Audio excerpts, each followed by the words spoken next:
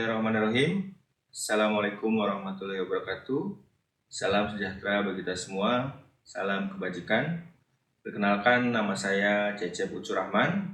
Saya adalah dosen di program studi Magister Manajemen Bidang Pariwisata, program Pasca Sarjana Politeknik Pariwisata NHI Bandung. Sejak tahun 2020, program studi ini sudah tidak menerima ataupun melakukan penerimaan mahasiswa baru atau moratorium, sehingga sejak tahun 2021 sudah tidak ada perkuliahan teori di home base prodi saya. Oleh karena itu, pada kesempatan yang berbahagia ini, saya akan menjelaskan salah satu mata kuliah yang saya ampu di program diploma, yaitu mata kuliah Budaya Anti Korupsi dan Narkoba. Mata kuliah ini merupakan mata kuliah wajib bagi program diploma di Politeknik Pariwisata NHI Bandung dengan jumlah SKS sebanyak 2 SKS. Tujuan mata kuliah ini yaitu membangun kepribadian anti korupsi dan anti narkoba pada diri individu mahasiswa serta membangun kompetensi dan komitmennya sebagai agent of change dalam kehidupan bermasyarakat, berbangsa, dan bernegara. Jadi mata kuliah ini lebih menekankan pada karakter building mahasiswa yang dibangun atas dasar pengetahuan kognitif, afektif, dan psikomotorik. Oleh karena itulah, mata kuliah ini dapat diikuti oleh mahasiswa dari semua bidang keilmuan. Begitu pula pengajarnya tidak harus dari bidang ilmu tertentu. Setelah mempelajari dan menjalani mata kuliah Budaya Anti Korupsi dan Narkoba, diharapkan para mahasiswa mampu mencegah dirinya sendiri agar tidak berperilaku koruptif dan tidak menggunakan narkoba.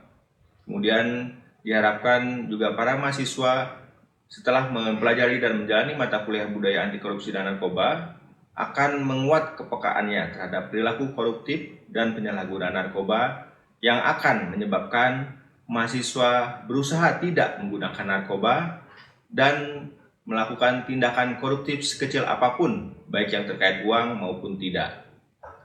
Para mahasiswa juga diharapkan mampu mencegah orang lain agar tidak berperilaku koruptif dan menggunakan narkoba. Dan juga diharapkan para mahasiswa berani mengingatkan keluarga, kerabat, teman-teman, dan lingkungan sekitar. Selain itu juga para mahasiswa dapat memberikan informasi kepada orang lain mengenai korupsi, mengenai narkoba, mengenai anti korupsi dan anti narkoba.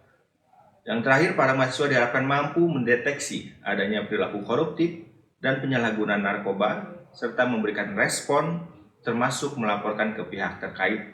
Tentu saja, pelaporan ke penegak hukum bisa dilakukan asal dilengkapi dengan bukti-bukti yang kuat.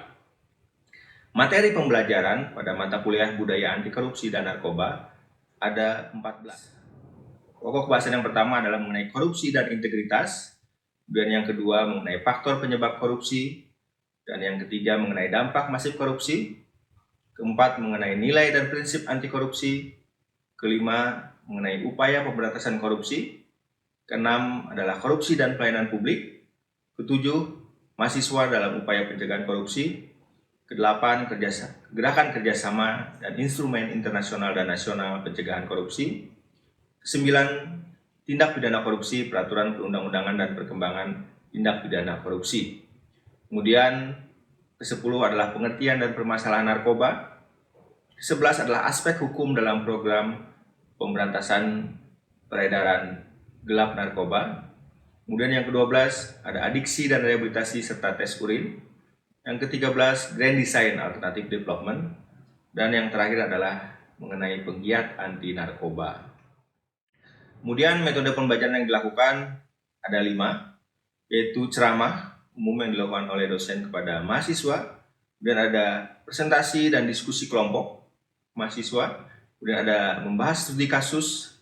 Kemudian ada pengerjaan tugas mengenai poster anti korupsi dan anti narkoba. Dan terakhir adalah skenario perbaikan sistem.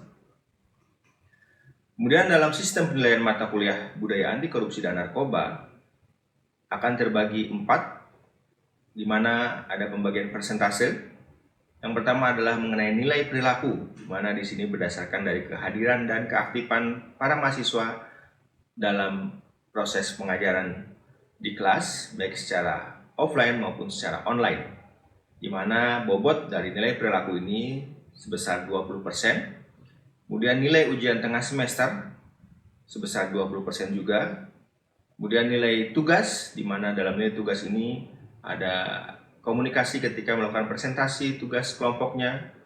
Kemudian ada diskusi, kemudian dalam mengerjakan tugas, dan nilai tugas ini bobotnya sebesar 30%. Dan yang terakhir adalah nilai ujian akhir semester sebanyak ataupun sebesar 30%.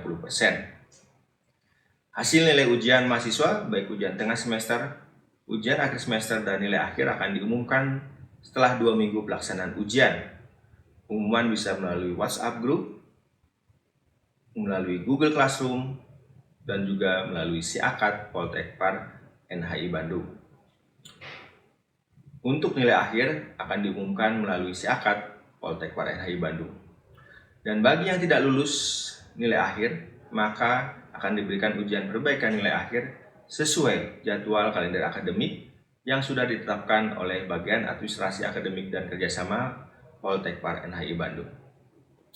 Berikut ini akan saya tampilkan video proses pembelajaran mata kuliah Budaya Anti Korupsi dan Narkoba. Mari kita saksikan video berikut ini.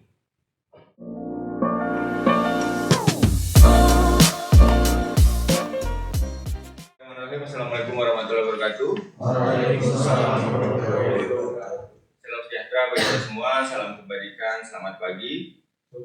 Baik, hari ini kita akan membahas tentang mata kuliah Budaya Anti Korupsi dan Narkoba. Pada pertemuan hari ini kita akan membahas tentang pengertian korupsi ya. Jadi mengapa terjadi korupsi itu adalah latar belakang ataupun ada sejarah panjang sebenarnya ya. Tapi memang di negara kita di Indonesia ini merupakan masalah besar yang memang terjadi bukan hanya pada saat ini di Orde Reformasi, bahkan juga terjadi di Orde Baru, Orde Lama, dan di zaman perjuangan. Jadi memang di zaman kita dijajah Belanda juga sudah pernah terjadi korupsi. Jadi di zaman perjuangan Pangeran Diponegoro pernah terjadi korupsi, dan itu ketahuan oleh beliau, oleh Pangeran Diponegoro, dan beliau marah sehingga pernah memukul dengan menggunakan sendalnya kepada bawahannya ya. Dan memang korupsi ini akan sangat berdampak, dampaknya tidak hanya kepada negara, tapi juga kepada masyarakat luas. Karena dampaknya sangat. Kita akan bahas apa itu yang bisa memberikan pendapatnya.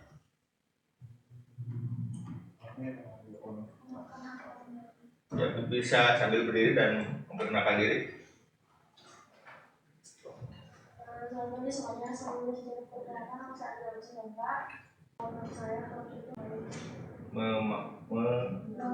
Mengambil hak orang lain, korupsi. Baik, terima kasih, bagus jawabannya. Ada lagi yang lain yang memberikan pendapat apa itu korupsi? Kira-kira? Mungkin Lip mau memberikan pendapat? Sama. Mengambil hak orang lain ya, tapi baik kita di KPK ya, yang dibuat oleh KPK. Kebetulan saya pernah mengikuti kesiapan sertifikasi penyuluh anti korupsi dan sudah mengikuti sertifikasi penyuluh anti korupsi muda ya, sehingga saya mendapatkan juga bahan-bahan untuk mengajar pendidikan anti korupsi dari KPK. Kita lihat video singkatnya.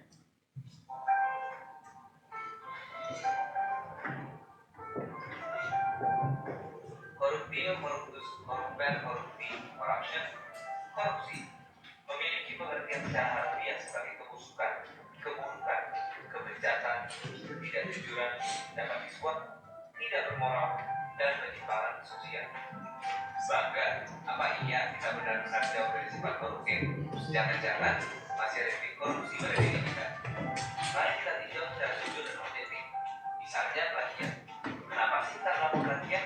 Karena tidak siap, tidak mampu, tapi tetap ingin menuai hasil maksimal dan akhirnya memilih jalan pintas.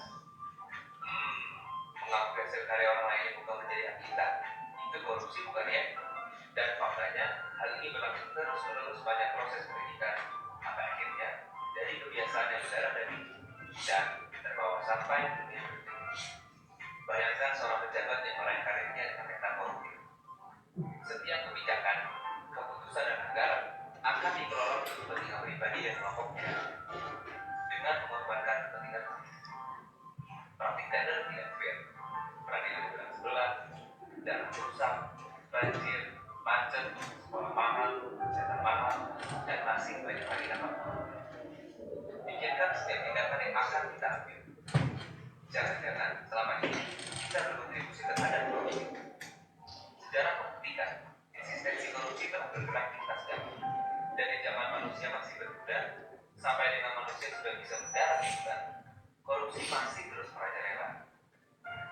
terus mau korupsi?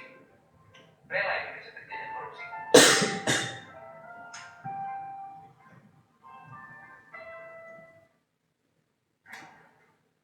Baik, itu video singkat tentang korupsi ya. Jadi sudah ada penjelasan mengenai asal kata korupsi, jadi dari kata bahasa Latin corrumpere ya, artinya busuk. Jadi memang korupsi ini merupakan sesuatu yang tidak baik. Jadi tidak ada positifnya dari korupsi ya.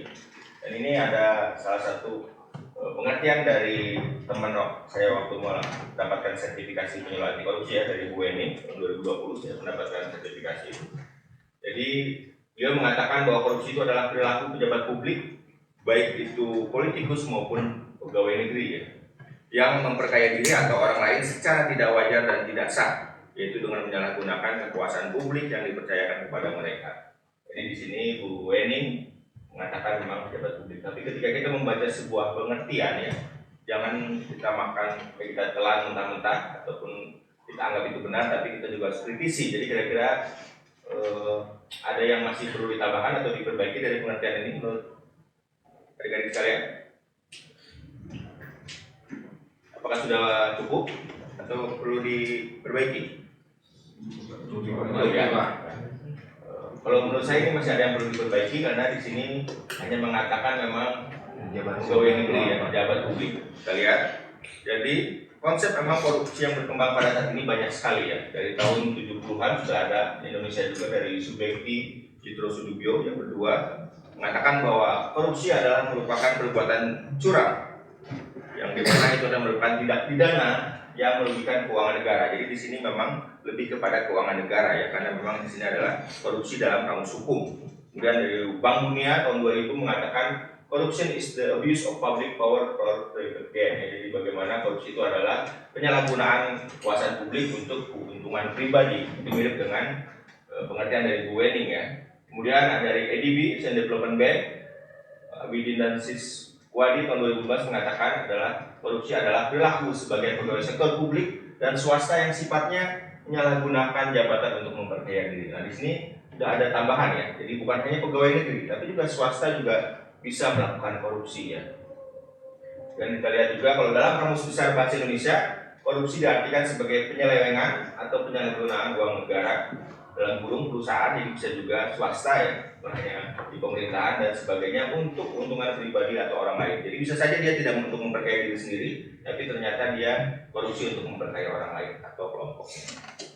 Juga ada beberapa pengertian-pengertian ya, saja yang dari undang-undangnya sendiri, bahwa korupsi adalah ketika setiap orang yang dengan sengaja melawan hukum untuk melakukan perbuatan dengan tujuan memperkaya diri sendiri atau orang lain atau suatu korporasi di swasta di sini yang mengakibatkan kerugian keuangan negara atau perekonomian negara ya. Jadi memang kurang lebih sama ya. Kita lihat bahwa memang berdasarkan undang-undang tersebut, Undang-Undang Nomor 31 tahun 1999 dan Undang-Undang Nomor 20 tahun 2001 tentang pemberantasan tindak pidana korupsi, biasanya disingkat dengan Tipikor ya, tindak pidana korupsi ini, ada 7 perbuatan korupsi.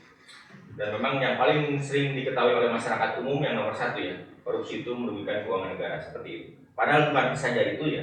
Jadi korupsi juga ada 6 yang lainnya selain korupsi keuangan negara. Ada suap menyuap, ada penggelapan dalam jabatan, ada pemerasan, perbuatan curang, dan benturan kepentingan dalam pengadaan dan gratifikasi ya. Jadi kalau kita menjadi pejabat publik ataupun mempunyai kewenangan, kemudian ada orang memberikan hadiah yang tidak wajar, itu masuk ke tindak pidana korupsi nomor 7, gratifikasi ya.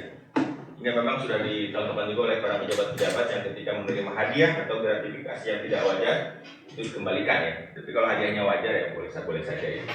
Seperti kalau pengalaman saya ketika saya lulus setiap dari perguruan tinggi, saya kuliah sudah 4 kali ya, D3, D3, S1, S2, S3.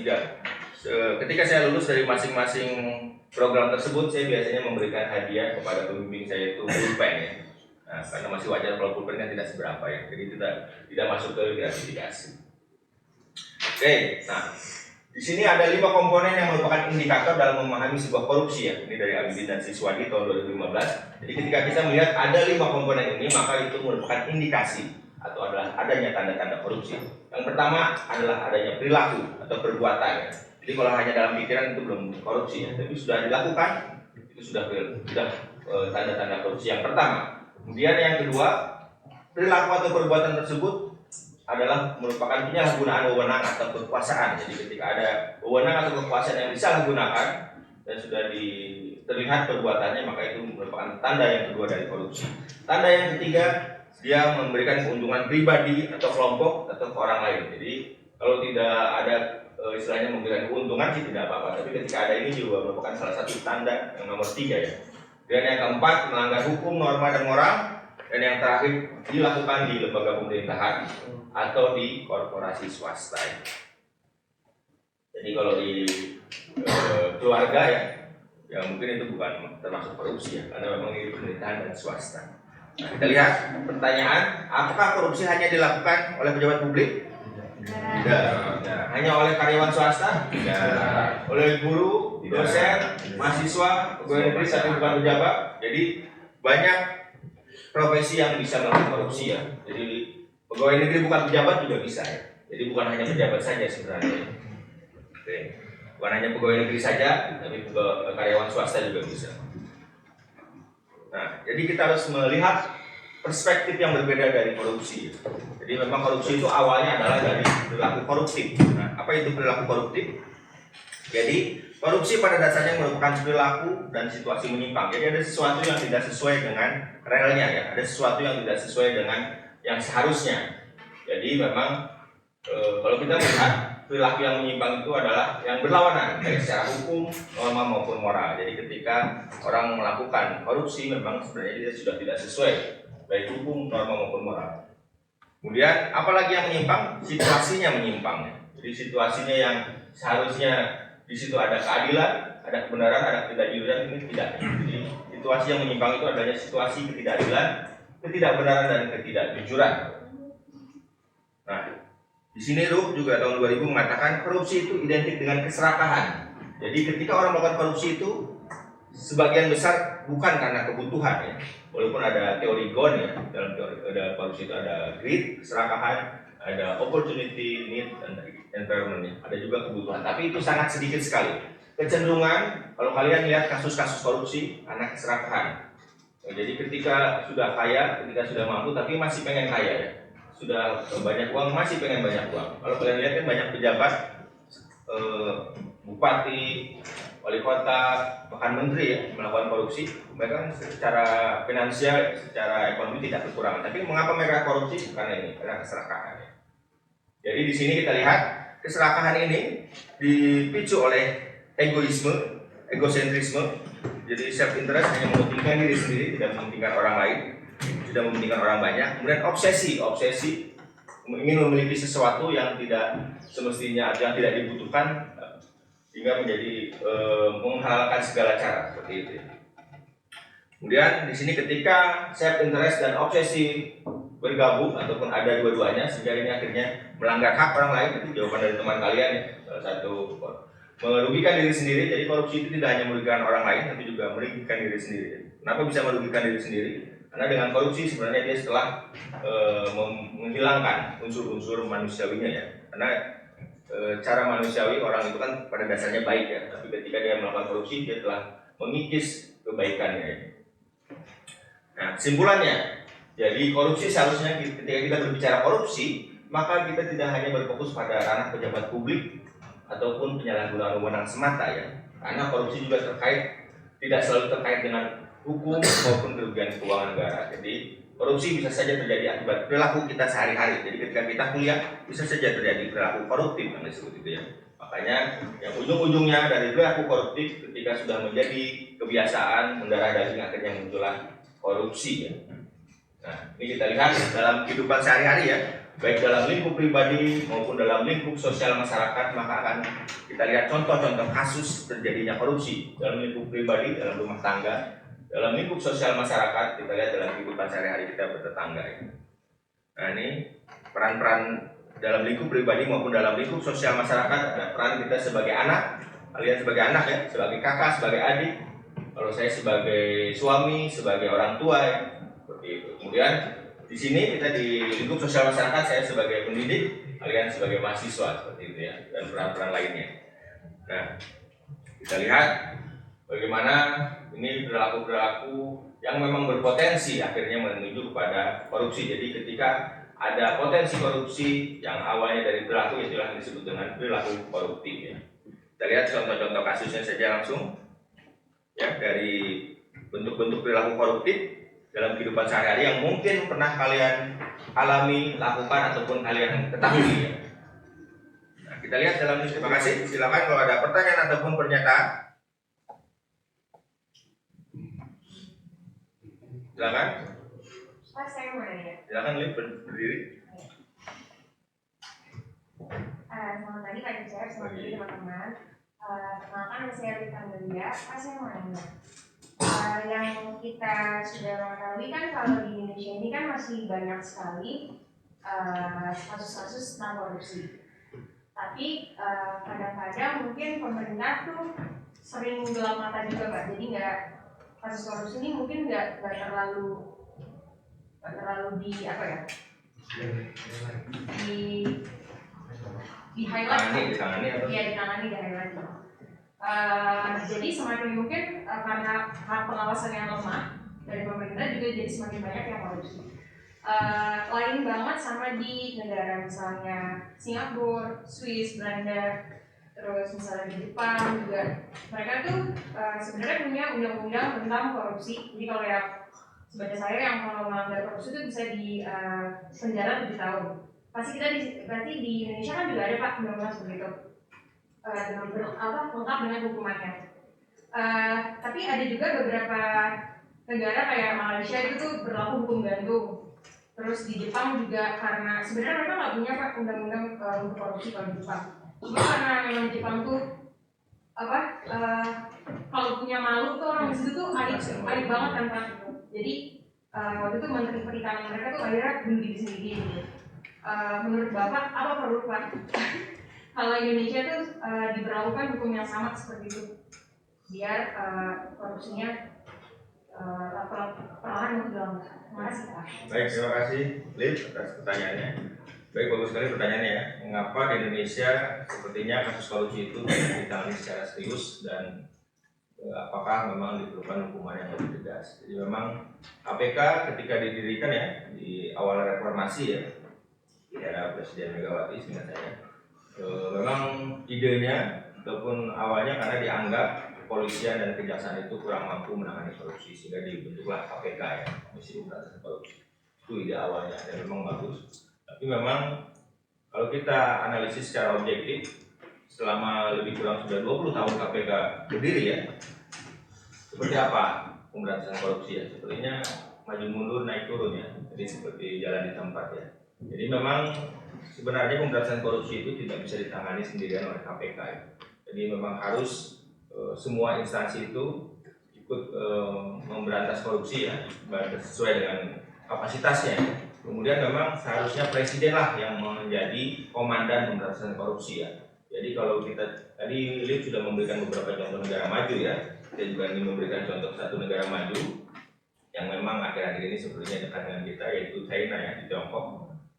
China itu setiap presiden yang baru dilantik dia akan pidato bagaimana strategi pemberantasan korupsi yang dilakukan. Nah, memang mudah-mudahan di pemilihan presiden 2024 kita capres kita akan memberikan istilahnya proposal ataupun statement bagaimana mereka akan memberantas korupsi di Indonesia, karena memang harus presiden sebagai komandannya, sehingga ketika presiden turun tangan saya yakin semua instansi akan membantu mendukung. Tapi ketika hanya KPK mungkin yang lain juga kurang begitu membantu dan akan terjadi konflik ya. Kalau kalian ingat kasus ada di media juga ramai, kasus cicak buaya ya antara KPK dan polisi.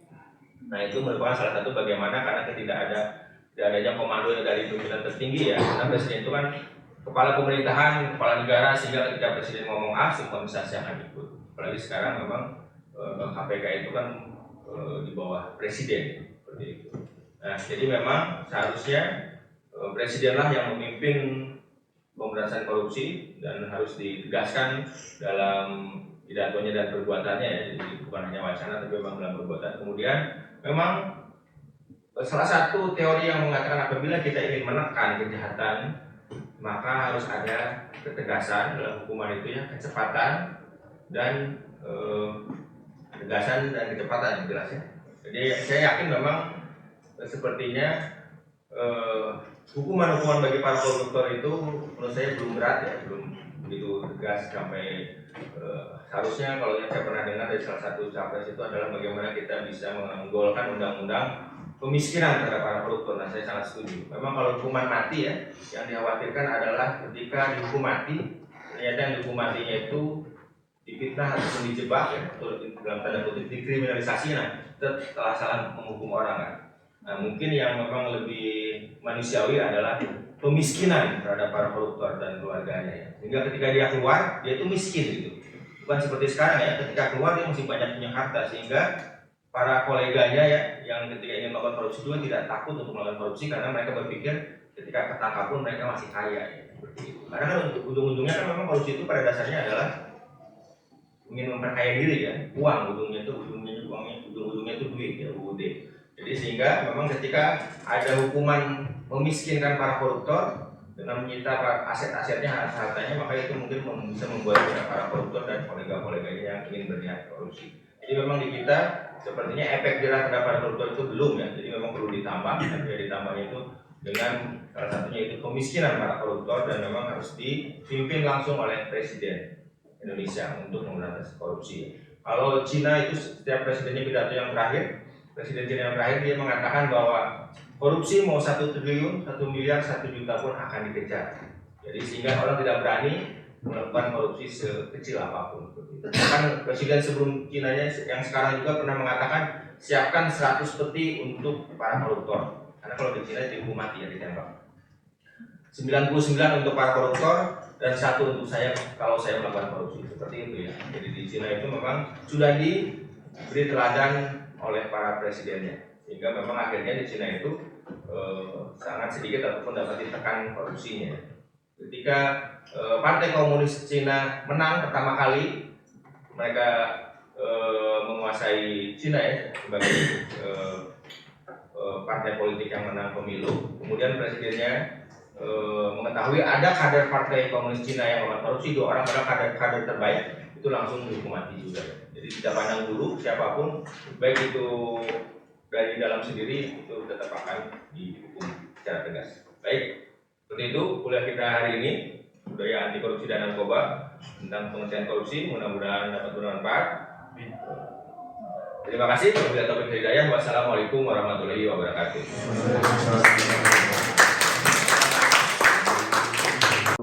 Baik, demikian deskripsi singkat dari saya. Semoga dapat memberikan gambaran mengenai kegiatan pada bidang pendidikan dan pengajaran yang saya lakukan sebagai dosen di Politeknik Parswata NHI Bandung, khususnya pada mata kuliah Budaya Anti Korupsi dan Narkoba. Satu kalimat pesan dari saya, memang baik menjadi orang penting, tapi lebih penting menjadi orang baik. Saya Cecep Ucuraman, pamit undur diri. Semoga video ini bermanfaat. Atas perhatiannya saya ucapkan terima kasih. Wassalamualaikum warahmatullahi wabarakatuh. Salam bahagia dan sehat selalu.